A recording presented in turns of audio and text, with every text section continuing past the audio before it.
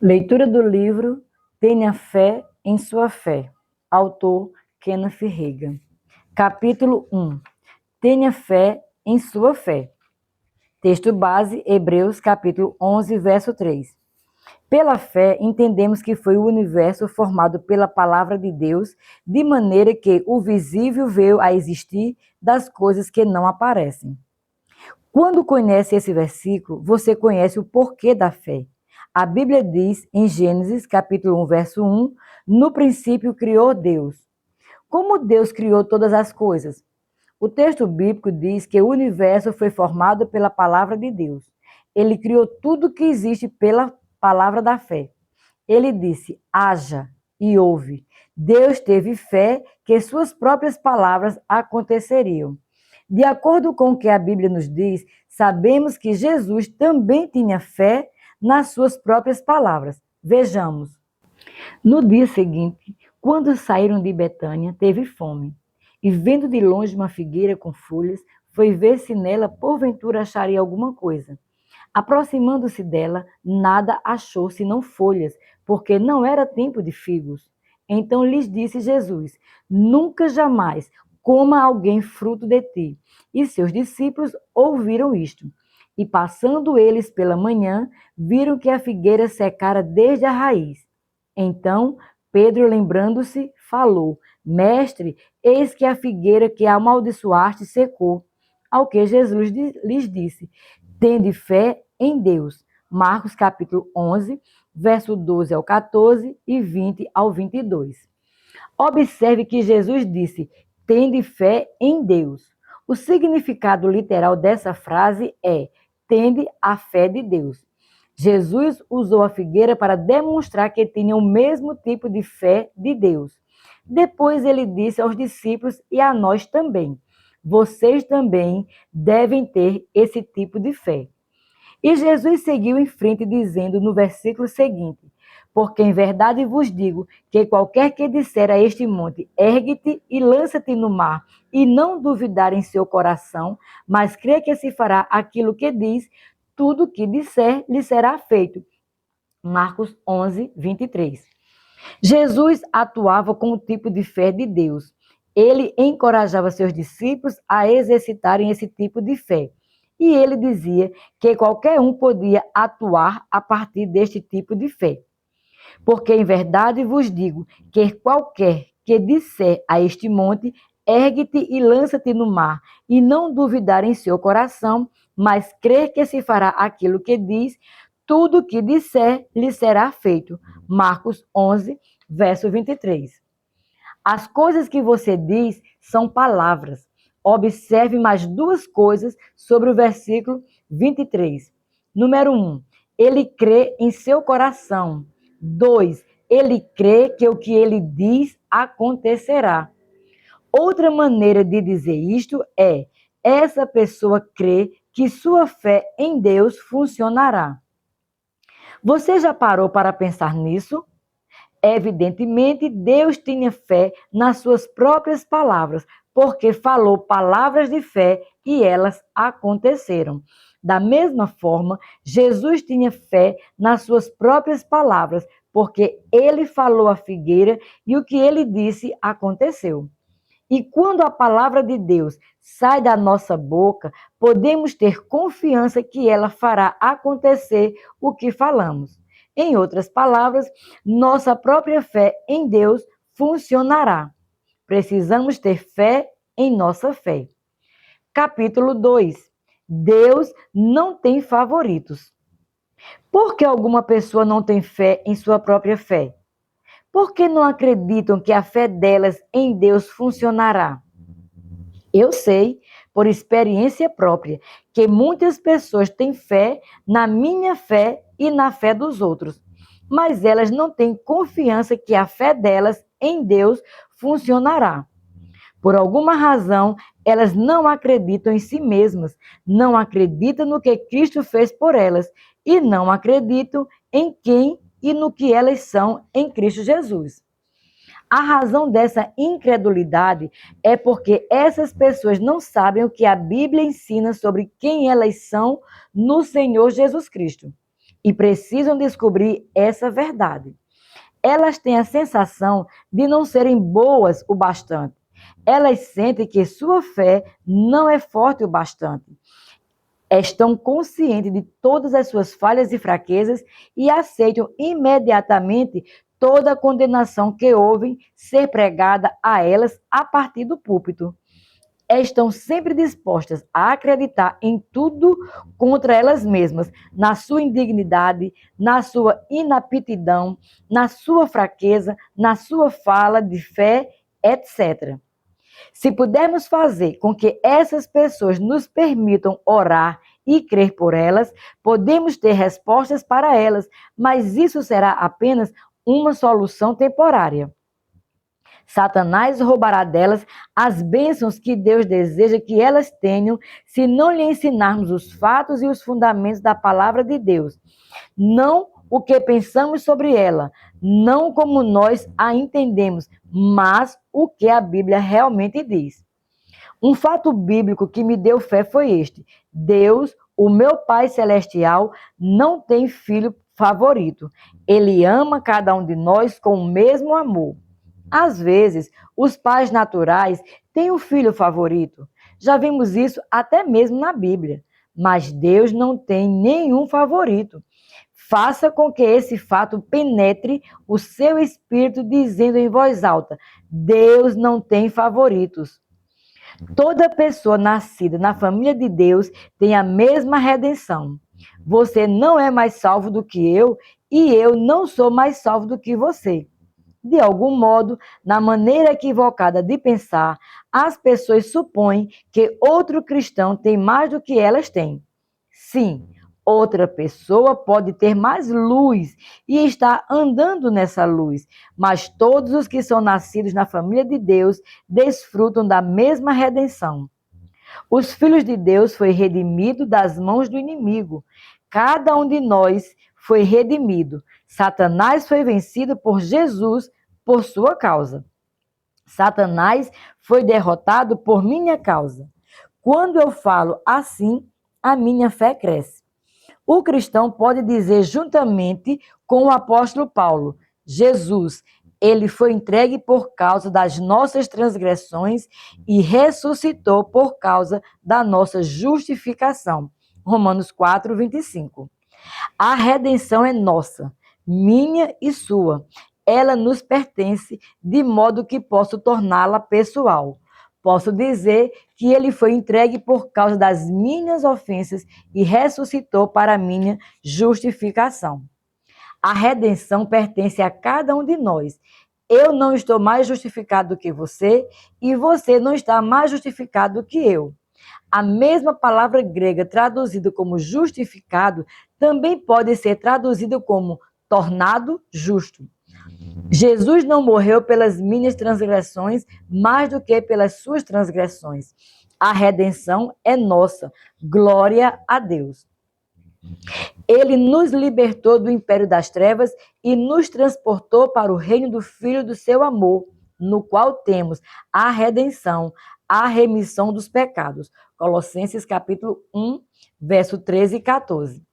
Assim, o cristão pode dizer com confiança: ele nos libertou. Ou tornar isso uma verdade pessoal dizendo: ele me libertou.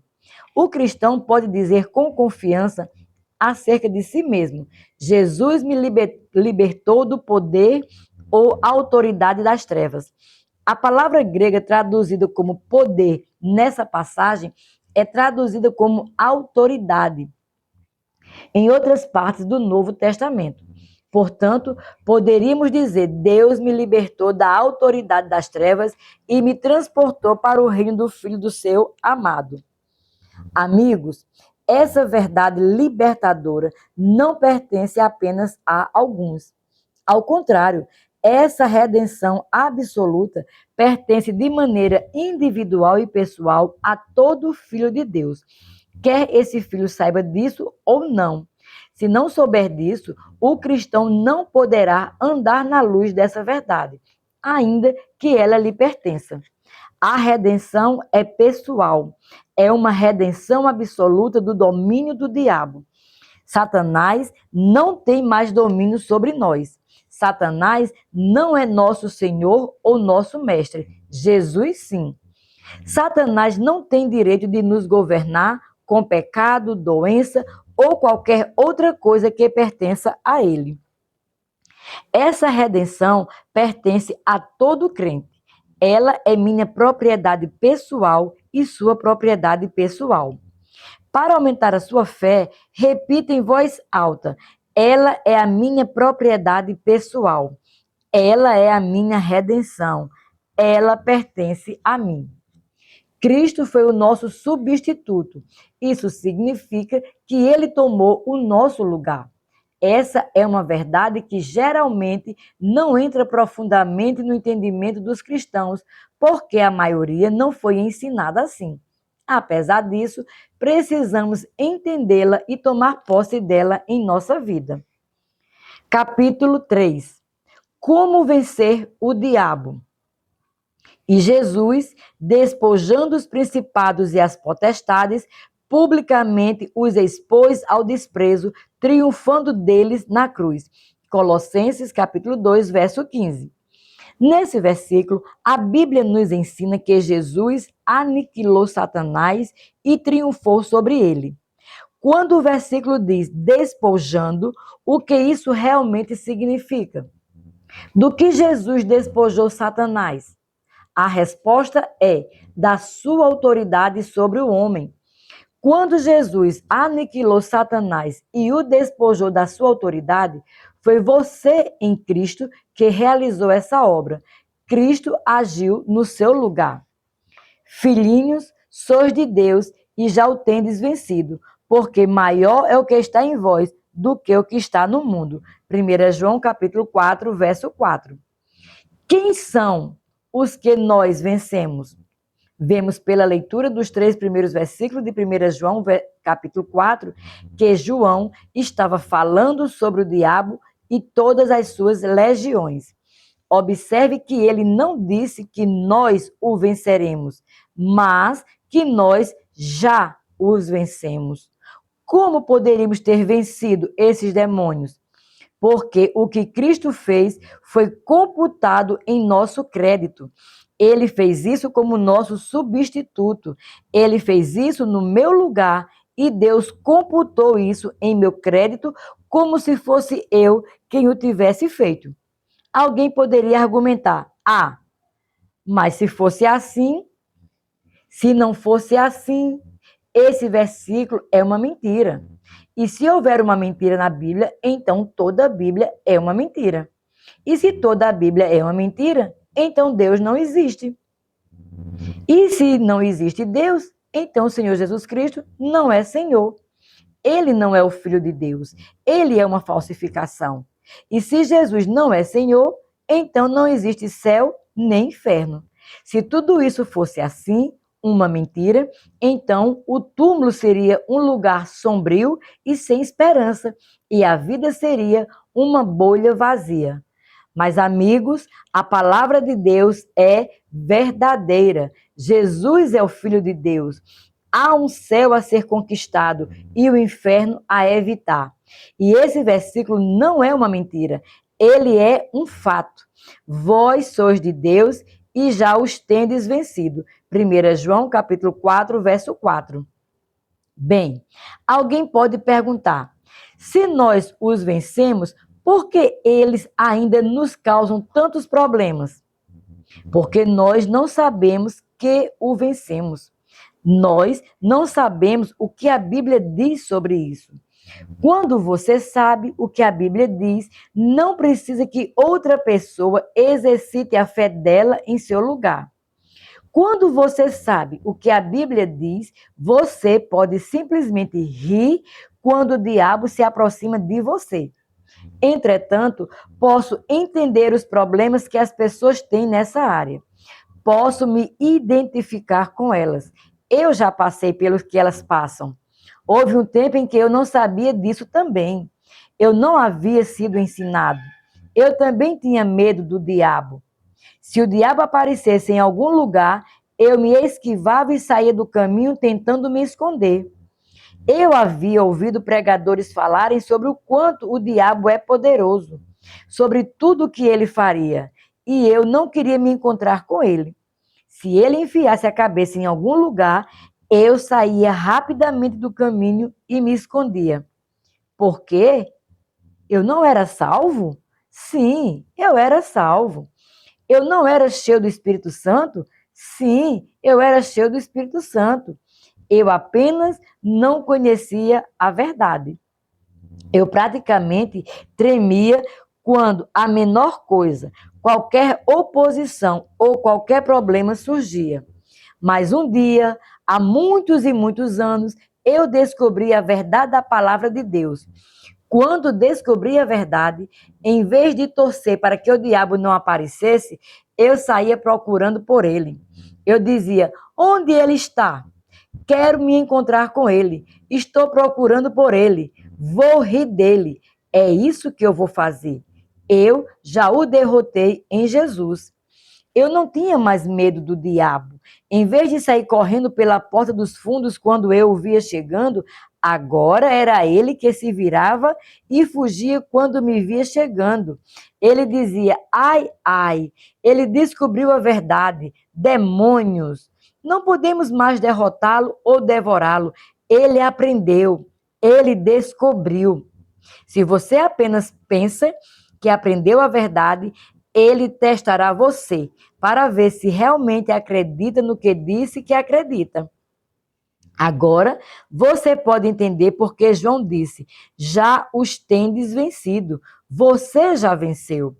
Cristo agiu no seu lugar. Ele fez isso por você. Você os venceu, porque Jesus venceu todos esses espíritos. Glória a Deus. Você os venceu. Você não os vencerá um dia. Você já os venceu. Não, não se trata de se gabar ou vangloriar no que você é na carne. Afinal, você não é grande coisa na carne. Estamos falando sobre quem você é em Cristo. Você pode dizer: em Cristo eu venci Satanás. Eu o despojei da sua autoridade. E quando Jesus ressuscitou dos mortos, eu ressuscitei com ele. A Bíblia diz isso em Efésios. Ele vos deu vida, estando vós mortos nos vossos delitos e pecados, nos quais andastes outrora, segundo o curso deste mundo, segundo o príncipe da potestade do ar, do espírito que agora atua nos filhos da desobediência, entre os quais também todos nós andamos outrora, segundo as inclinações da nossa carne, fazendo a vontade da carne e dos pensamentos, e éramos, por natureza, filhos da ira, como também os demais. Mas Deus, sendo rico em misericórdia, por causa do grande amor com que nos amou, e estando nós mortos em nossos delitos, nos deu vida juntamente com Cristo. Pela graça sois salvos, e juntamente com Ele nos ressuscitou e nos fez assentar nos lugares celestiais em Cristo Jesus, para mostrar nos séculos vindouros a suprema riqueza da sua graça em bondade para conosco em Cristo Jesus. Efésios capítulo 2, do verso 1 ao 7. Na mente de Deus, nós ressuscitamos com Cristo. Não é de admirar que João tenha dito que nós vencemos o inimigo. Podemos tornar essa passagem de Efésios pessoal para nós, dizendo com confiança: mas Deus, sendo rico em misericórdia por causa do grande amor com que me amou, e estando eu morto nos meus delitos, me deu vida juntamente com Cristo. Pela graça fui salvo, ou curado, e juntamente com ele me ressuscitou e me fez assentar nos lugares celestiais em Cristo Jesus. Veja o versículo 7. Jesus vai fazer um espetáculo nos séculos vindouros. Lembro-me de uma senhora pentecostal baixinha que eu conheci há muitos anos no Texas. Os vizinhos sempre lhe causavam problemas porque ela era pentecostal. Eles costumavam chamar os pentecostais de faladores de línguas e cai-cai. Os pentecostais eram tratados com desprezo. Um dia, essa mulher saiu para ir à igreja toda arrumada. Ela havia colocado seu chapéu. Naquele tempo, as mulheres não estavam arrumadas se não colocassem um chapéu. Uma das vizinhas encontrou-se com ela quando estava descendo a rua e disse: Bem, onde você está indo agora? Imagino que você está indo àquela igreja. A senhora pentecostal havia acabado de ler Efésios 2 na Bíblia e respondeu: Não, eu estou indo ao espetáculo. Oh, ela disse, não sabia que vocês podiam participar de espetáculos. Os pentecostais eram pessoas ligadas ao movimento de santidade. Eles acreditavam em viver separados do mundo. Oh, sim, ela disse, nós podemos ir ao espetáculo. Deus vai dar um espetáculo que vai durar pelos séculos vindouros. E aquela senhora estava certa. Olhando novamente o versículo 7, vemos: para mostrar nos séculos vindouros a suprema riqueza da sua graça em bondade para conosco em Cristo Jesus. Ele vai colocar essas coisas em exibição séculos vindouros, a fim de que o diabo e seus demônios vejam. Caro amigo, é quando você toma seu lugar e começa a assumir seus direitos e privilégios que Deus começa a lhe responder. Você tem a mesma vida eterna que Jesus tem. A Bíblia diz: aquele que tem o Filho tem a vida. 1 João 5,12. Você tem o Filho, portanto, você tem a vida. Isso significa que você pode dizer: eu recebi Jesus como meu Salvador. Eu o confessei como meu Senhor. Deus me deu vida eterna, sua própria natureza. Eu sou uma nova criatura, criada em Cristo Jesus. Eu tenho a capacidade de Deus de realizar as boas obras que foram preparadas de antemão para que eu andasse nelas. Vê Efésios capítulo 2, verso 10. Quando diz isso, você está simplesmente dizendo o que a Bíblia diz. Eu apenas parafraseei para você. Você pode dizer: eu tenho a habilidade de Deus, porque eu tenho a natureza de Deus. Habita em mim o mesmo Espírito grande, poderoso e maravilhoso que ressuscitou Jesus dentre os mortos. Podemos dizer, citando 1 João capítulo 4, verso 4, maior é aquele que está em mim do que aquele que está no mundo. Se essas verdades ainda não foram registradas em seu coração, elas precisam ser. São fatos bíblicos que edificarão a sua própria fé e que o ajudarão a crescer até onde você possa crer em Deus por si mesmo, sem ter que depender de outra pessoa. E quando você chegar ao lugar onde sabe que a sua fé em Deus funcionará, você se tornará perigoso para o diabo. Você fará com que o inferno tenha medo de você e deixará o céu feliz. Mas, enquanto não chegar a esse lugar, embora você possa ser salvo e cheio do Espírito Santo, o diabo manterá em desvantagem. Ele fará uma bagunça no seu corpo e dominará a sua vida. Conheça os fatos da palavra de Deus, o que lhe pertence e quem você é nele. Capítulo 4. Você é justo.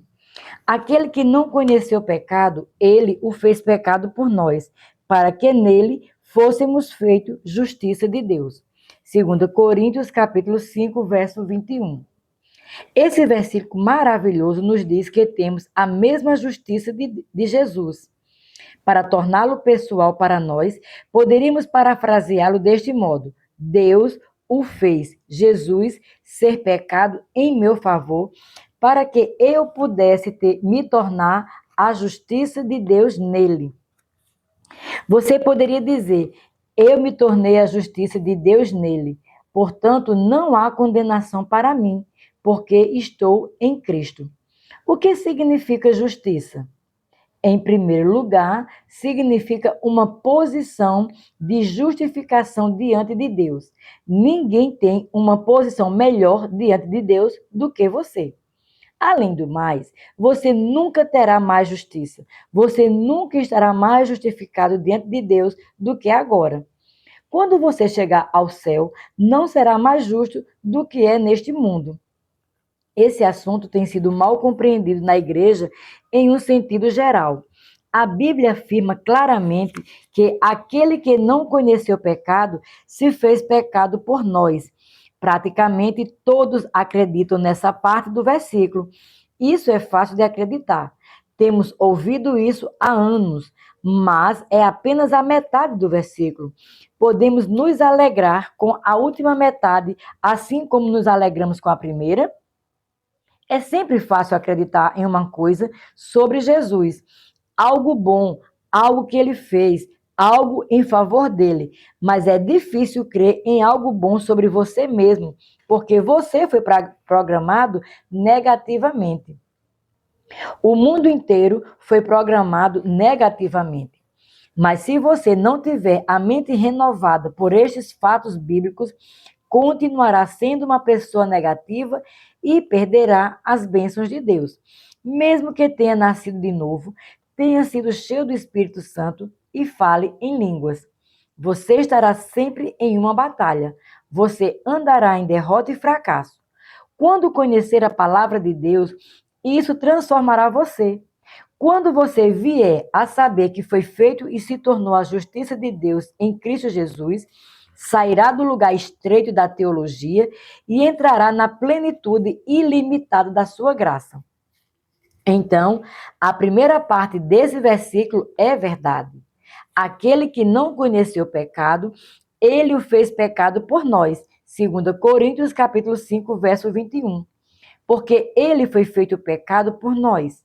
Com que propósito? Veja a última metade deste versículo, para que nele fôssemos feitos justiça de Deus.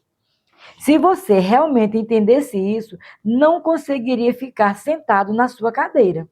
A razão por que isso não é registrado no nosso espírito é porque a mente é a porta do coração ou espírito e as nossas mentes foram educadas em outros termos. A justiça de Deus é isso que somos. Eu sou a justiça de Deus. Eu não posso ser mais justo do que isso. Justiça significa estar justificado diante de Deus. Você pode entender prontamente que a nossa posição diante de Deus está em Cristo. Ele é a nossa posição. Assim, não poderíamos ter uma posição melhor ou pior, porque Cristo é o mesmo ontem, hoje e eternamente. Você não terá uma posição melhor diante de Deus amanhã do que tem hoje. Você não terá uma posição melhor diante de Deus quando chegar ao céu do que tem agora. Por quê? Porque Jesus Cristo é o mesmo ontem, hoje e eternamente. Vê Hebreus capítulo 13, verso 8. Por quanto tempo?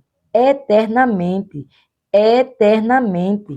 Você percebeu que a palavra disse que aquele que não conheceu pecado, ele o fez pecado por nós, para que nele fôssemos feitos justiça de Deus? Isso é algo que acontece em Cristo. Ele é a minha posição.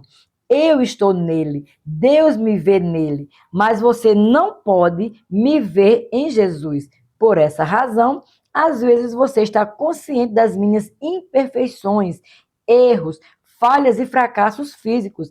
E eu também os vejo.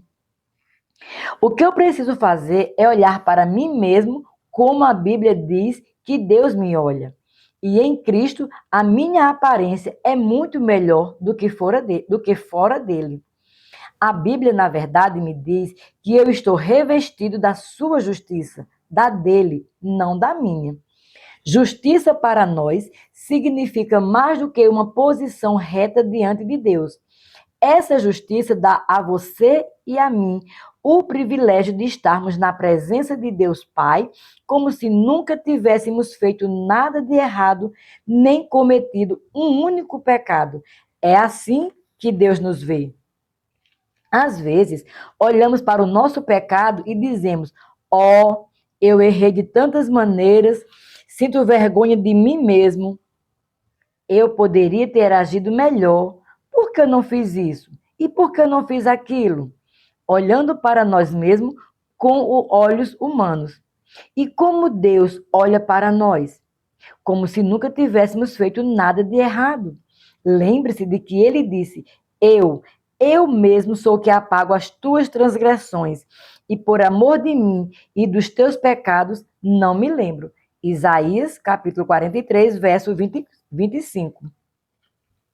Se Deus não se lembra que você fez alguma coisa errada, por que você fica lembrando disso? Enquanto o diabo puder manter você pensando nos seus próprios erros e falhas do passado, ele também o manterá em desvantagem e impedirá a sua fé de funcionar. Mas se erguer a palavra de Deus contra o diabo e rir dele, você o colocará para correr todas as vezes.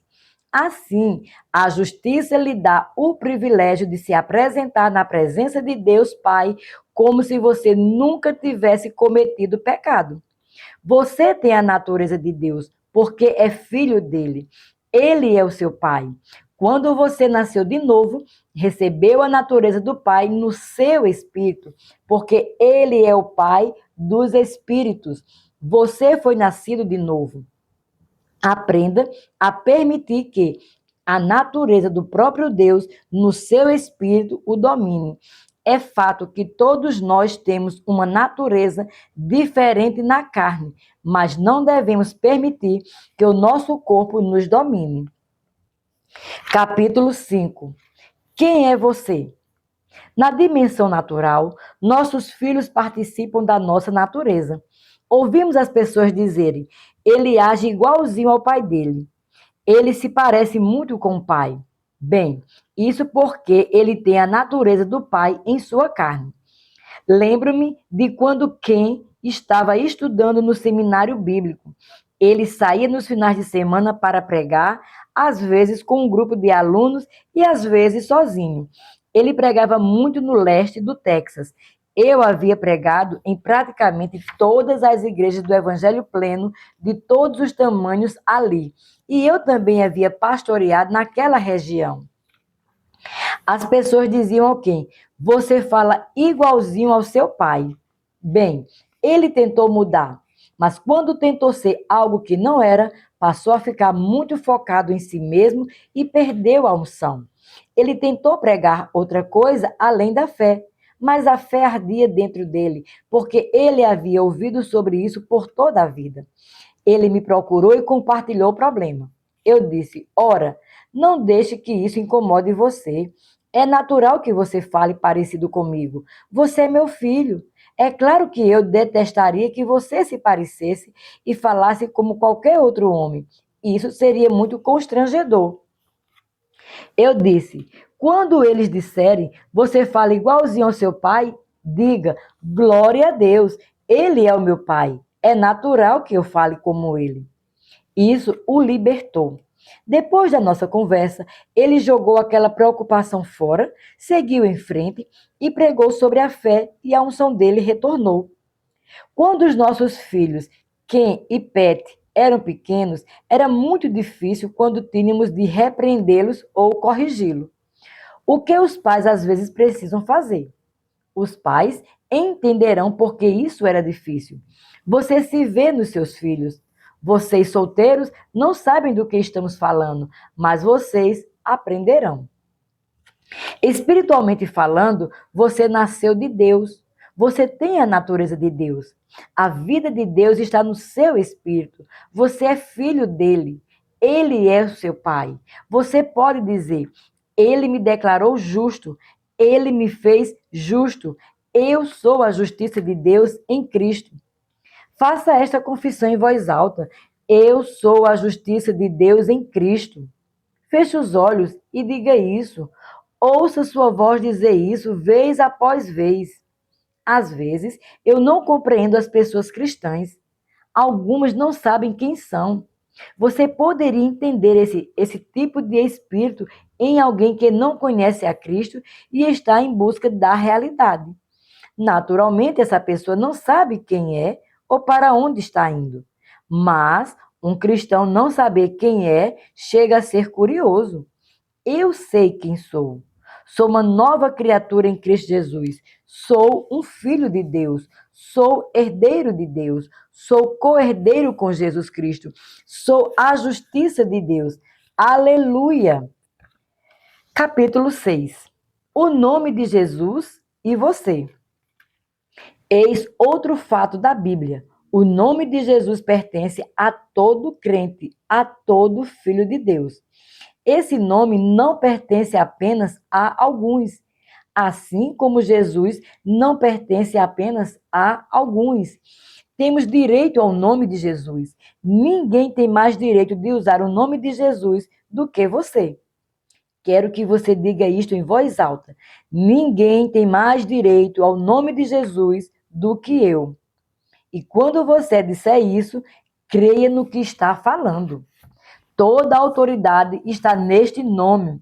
Você pode dizer: Jesus declara que tudo o que eu pedir em seu nome, ele me dará.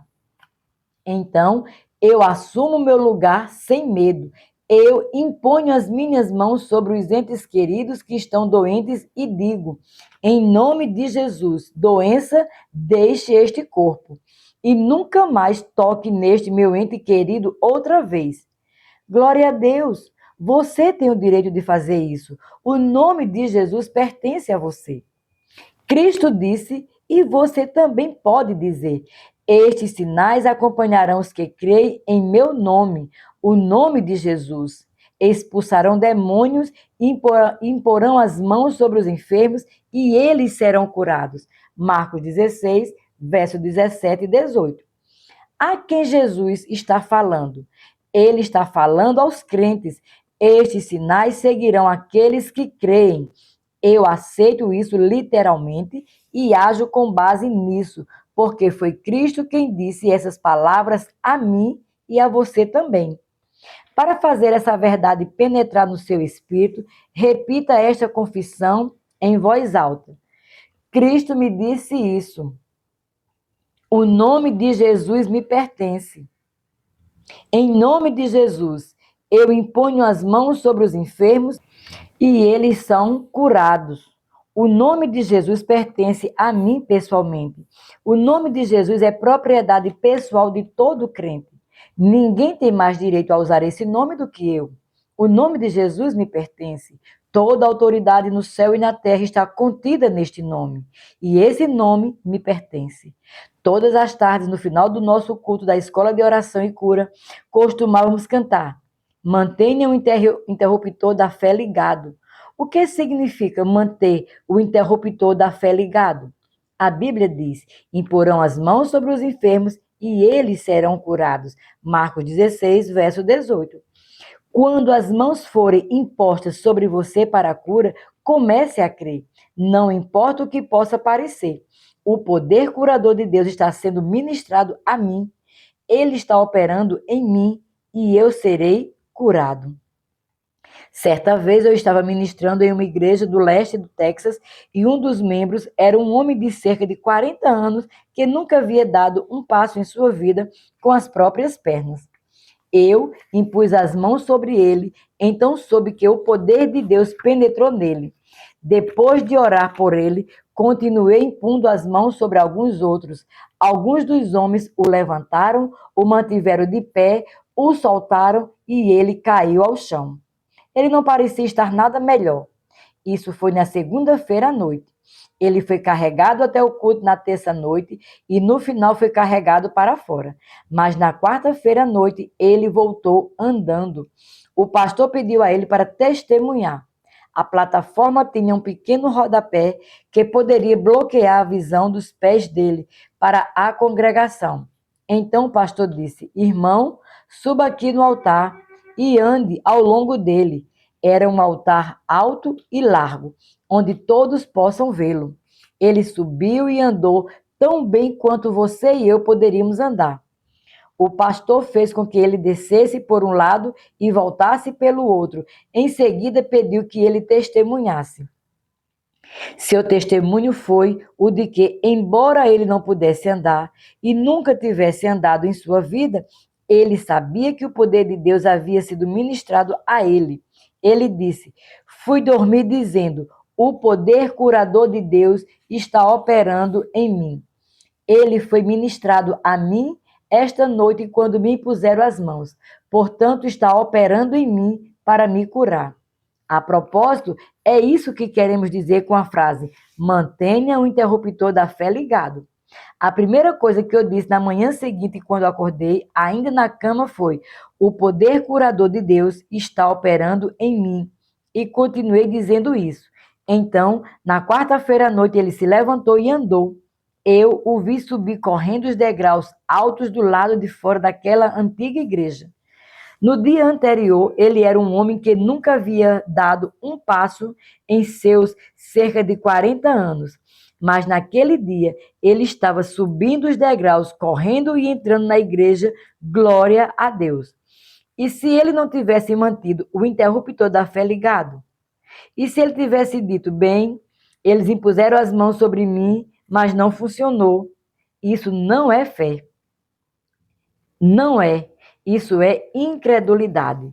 Mantenha o interruptor da fé ligado em relação às coisas que você está crendo em Deus para fazer. Faça esta confissão: tenho fé na minha fé. A minha fé em Deus funciona. Não preciso depender de outra pessoa para crer em Deus por mim. Em Cristo, eu venci o diabo. Em Cristo, posso me apresentar na presença do Pai, como se eu nunca tivesse cometido um único pecado. Com Cristo, sou cordeiro de todas as bênçãos e provisões do céu. Ninguém tem mais direito de usar o nome de Jesus do que eu. Quando eu exerço minha fé em Deus, de acordo com a sua palavra, eu recebo os resultados que ela promete. A minha fé em Deus funciona. Sejam abençoados na prática da palavra.